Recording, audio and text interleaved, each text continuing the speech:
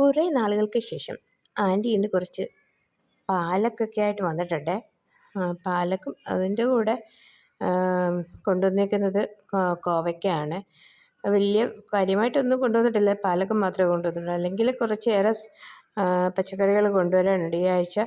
ഈ ഒരു 2 പച്ചക്കറി മാത്രമേ കൊണ്ടുവന്നിട്ടുള്ളൂ. നല്ല ഫ്രഷായിട്ടുള്ള പാലക്കറി. ഇത് ഇവർ തന്നെ കൃഷി ചെയ്യുന്ന പാലക്കാണ്. അതുകൊണ്ട് നമുക്ക് നല്ല എത്ര വേണമെങ്കിലും വാങ്ങിക്കാം. നല്ല വിലക്കുറവുള്ള നമ്മുടെ വീട്ടിൻ്റെ മുറ്റത്ത് കൊണ്ടുവരുമ്പോൾ അത് നല്ല വിലക്കുറവിന് തന്നെയാണ് അവർ തരുന്നത്. എന്താണെങ്കിലും കുഴപ്പമില്ല. 30 രൂപ 30 രൂപ പറഞ്ഞു, പക്ഷേ 20 രൂപയ്ക്ക് തരാമെന്ന് പറഞ്ഞു. ഞാൻ 1/2 കിലോ വാങ്ങിക്കുന്നുണ്ട്. 1/2 കിലോ ഒക്കെ വാങ്ങിച്ച് നല്ലവണ്ണം ഇത് നമുക്ക് തോരൻ വെക്കാം, അതുപോലെ തന്നെ ബജിയ ഉണ്ടാക്കാം. ഞാൻ വാങ്ങിച്ച അന്ന ദിവസമൊന്നും ഏതായാലും തോരൻ വെക്കാൻ പറ്റിയില്ല, ഫ്രിഡ്ജിൽ വെച്ചു. അതുകൊണ്ട് ചെറുതായിട്ടൊന്നും വാടിയില്ല, എങ്കിലും കുഴപ്പമില്ല, നല്ലതായിട്ട് ഇരിക്കുന്നു. അതുകൊണ്ട് ഞാനിന്നത് തോരൻ വെക്കാനായിട്ട് ഇതെല്ലാം ഒന്ന് വൃത്തിയാക്കി എടുക്കുന്നുണ്ട്. നമ്മൾ ചീരയില തോരൻ വെക്കുന്ന പോലെ തന്നെ എല്ലാവർക്കും അറിയാമല്ലോ. നമുക്കിവിടെ തണുപ്പായി കഴിഞ്ഞാൽ പിന്നെ പാലക്ക്, പിന്നെ ഉലുവയുടെ ഇല, കടുകിൻ്റെ ഇല, അങ്ങനെയുള്ള സാധനങ്ങളൊക്കെ ഇവർ കൊണ്ടുവരും, നമ്മുടെ വീടിൻ്റെ വാതിൽക്കൽ കൊണ്ടുവരും.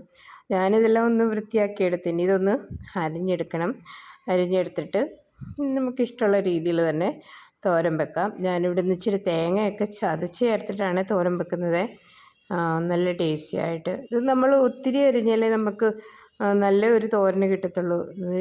20 രൂപയ്ക്ക് വാങ്ങിച്ച സാധനം അത് മൊത്തം ഞാൻ അരിഞ്ഞെടുക്കുന്നുണ്ട്. ഏതായാലും ഞാനതെല്ലാം ഒന്ന് അരിഞ്ഞെടുത്തു.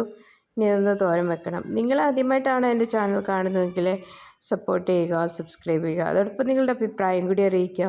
പിന്നെ തെറ്റുകളൊക്കെ എന്തെങ്കിലും ഉണ്ടെങ്കിൽ തിരുത്താൻ പറ്റും. പിന്നെ തീർച്ചയായിട്ടും നിങ്ങളുടെ അഭിപ്രായം അറിയിക്കുക. ഞാൻ ചീനച്ചട്ടിയിലേക്ക് എണ്ണ ഒഴിച്ചു, കടുകിട്ട് കൊടുത്തു. അതിന് ശേഷം ഉള്ളിയൊക്കെ ഇട്ട് കൊടുത്ത് അതിൻ്റെ കൂടെ തന്നെ അരിഞ്ഞു വെച്ച പാലക്കൂടി ചേർത്ത് കൊടുത്തു. ഇനി ഇത് നല്ലവണ്ണം ഒന്ന് വെള്ളം വറ്റുന്നവരെ ഒന്ന് ഇളക്കണം. ഇതിൻ്റെ അകത്ത് ഉപ്പ് ചേർത്ത് കൊടുത്തിട്ടുണ്ട്, ഉള്ളിയിൽ തന്നെ ഉപ്പ് ചേർത്ത് കൊടുത്തു. ഇത് നല്ലവണ്ണം ഒന്ന് വെള്ളം വറ്റി കഴിയുമ്പോഴേ ഞാൻ ഇതിനകത്ത് അരപ്പ് ചേർക്കത്തുള്ളൂ. എല്ലാവരും ചെയ്യുന്നത് പോലൊക്കെ തന്നെയാണ്, പക്ഷേ ചിലർ തേങ്ങ തിരുമ്മിയിടത്തേ ഉള്ളൂ. ഞാനിത് തേങ്ങ ഒന്ന് ചതച്ചെടുത്തിട്ടുണ്ട്, പച്ചമുളകും ഒക്കെ വെളുത്തുള്ളിയൊക്കെ ചേർത്ത് ഒന്ന് ചതച്ചെടുത്ത് അല്പം ജീരകമൊക്കെ ചേർത്ത്. അങ്ങനെ സൂപ്പറായിട്ട് ചോറിൻ്റെ കൂടെ കഴിക്കാനും ചപ്പാത്തിയുടെ കൂടെ കഴിക്കാനും ഒക്കെ നല്ല ഒന്നാണ് പാലക്ക്. പിന്നെ പാലക്ക് കഴിക്കുന്നത് നല്ലതാണ്. പാലക്ക് തീർച്ചയായിട്ടും കിട്ടുമ്പം വാങ്ങിച്ച് കഴിക്കുക. ഞങ്ങൾ നോർത്ത് ഇന്ത്യക്കാർക്ക് ഇഷ്ടം പോലെ കിട്ടും. അപ്പോൾ ഇതുപോലുള്ള വീഡിയോ ആയിട്ട് അടുത്ത വീഡിയോ കാണാം. ഓക്കെ.